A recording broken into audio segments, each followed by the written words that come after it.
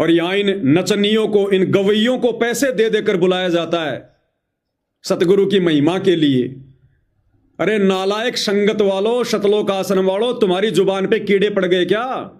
तुम्हारी जुबान कटकर नीचे गिर गई क्या? तुम्हारी जुबान पर ताला लग गया क्या? जो तुम्हारे मुंह से अपने गुरु जी की महिमा नहीं हो रही, और अपने गुरु की महिमा करवाने के लिए झूठी महिमा। अब ये नचनिया, ये गवैया, ये पैसे लेकर डांस करने वाले क्या महिमा करेंगे? इनको पैसे देकर चाहे बाबा रामदेव की महिमा करवा लो, चाहे भैरू जी की महिमा करवा लो, कुछ भी करवा लो, इनका तो काम है घाघरा ऊपर उठाकर लोगों को दिखाना, मनोरंजन करना। तुम सतलोक आश्रम वालों की जुबान में कीड़े पड़ गए क्या? संगत वालों की जुबान जो है कट गई क्या? तुम्हारे मुंह से अपने गुरु की महिमा नहीं हो सकती, लेकिन काल बैठा है, नहीं करने देगा। वो केवल बकवाद करवाएगा, अच्छे कर्म नहीं करवाएगा। अब ये क्या महिमा कर रहे हैं? एक तो आपने देख लिया वो किस प्रकार से दोनों घाघरा उठा उठा के डांस कर रही हैं। एक और दिखा देते हैं आपको किस प्रकार से राग नहीं गा रहा है, क्या गा रहा है, गधे की तरह रमा रहे हैं। ये सुनने के लिए गई वहां संगत, अपनी रमेणी को छोड़ दिया, संध्या आरती भूल गए, सत्संग सुनना भूल गए, वो वो गधे की तरह जो रमा रहे वो सुन रहे हैं।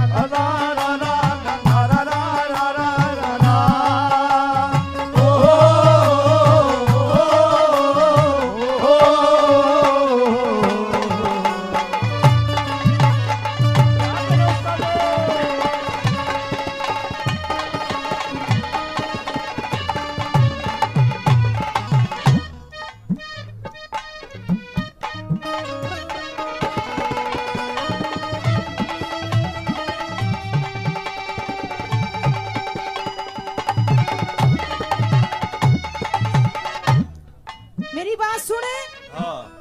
कर्जा सर पे इतना भारी हो लिया।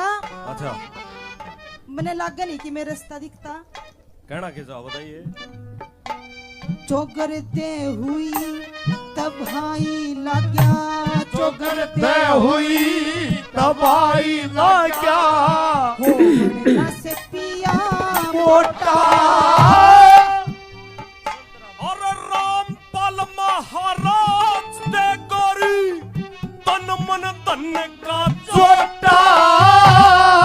इब कर जे कसर पे पिया मारे बंद जागा भरोटा।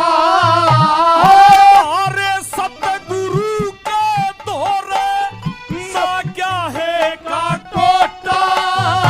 ओ दिल जिसका ना छोटा वो है, ओ दिल जिसका ना छोटा वो है, सबका हो गणा प्यारा।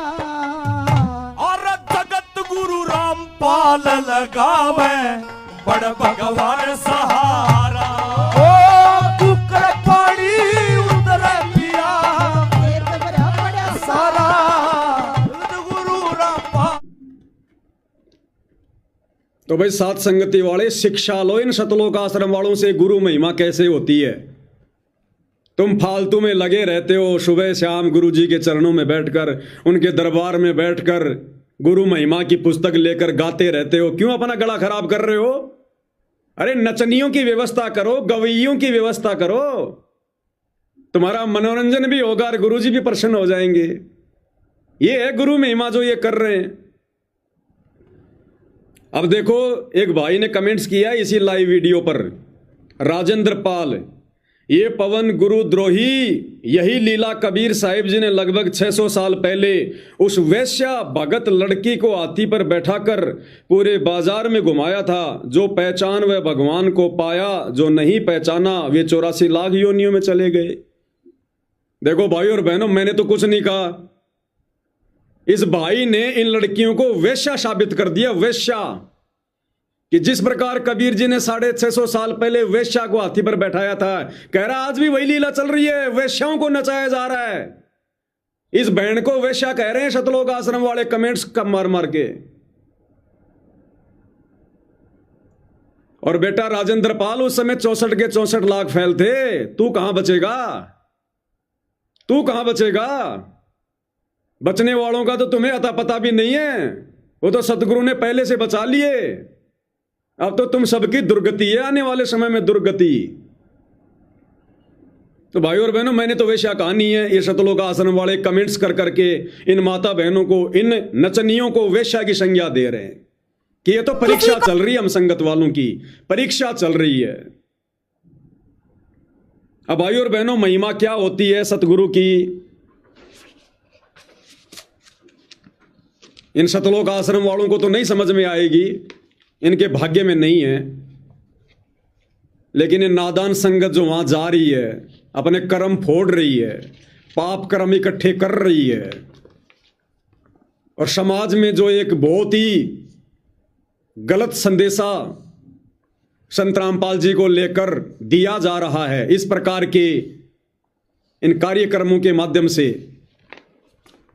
तो वहां जो संगत बैठी हुई है, कम से कम उसको तो आंख खोलनी चाहिए। अरे विचार करना चाहिए। गुरु इन नचनियों की, गवैयों की जो किराए पर लेकर आते हैं, इनकी महिमा से प्रसन्न नहीं होता।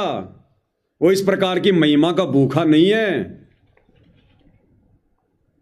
अरे सतलोक में अरबों खरबों सरस्वती डांस करती हैं।